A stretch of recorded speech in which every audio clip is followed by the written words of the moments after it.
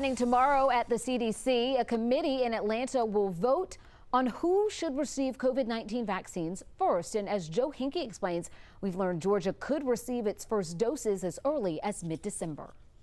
On Monday, Moderna became the second pharmaceutical company to file for a COVID-19 vaccine emergency use authorization. If approved, it could begin distributing a limited supply of vaccine before the end of the year. 30 to 40 million doses at most.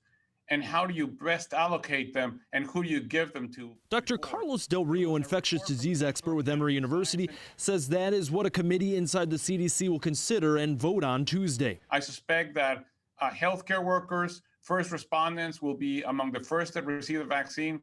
And after that, there's a lot of debate whether it needs to be older individuals in congregational settings or it needs to be minorities at high risk of complications. Wide-scale distribution could come by summer, Del Rio says, with a goal of 70% of people having an immunity, either by vaccine or previous infection. At this point in time, maybe 10 to 15% of the U.S. population has had the disease. Expect to be able to begin vaccinating individuals by the second or third week in December. Obviously, that timeline could change. On Monday, Governor Brian Kemp also discussed vaccinations. He expects those facing the virus daily will get the first doses, which includes long-term care facility staff and other frontline healthcare workers. And with nursing homes a source of COVID-19 outbreaks, Walgreens and CVS have now partnered with the CDC to eventually bring a vaccine directly to long-term care residents who often cannot travel to a clinic. More than 95% of Georgia's nursing homes have already enrolled. And on Monday afternoon, Governor Brian Kemp also signed an executive order expanding who in the healthcare industry would be able to administer a vaccine,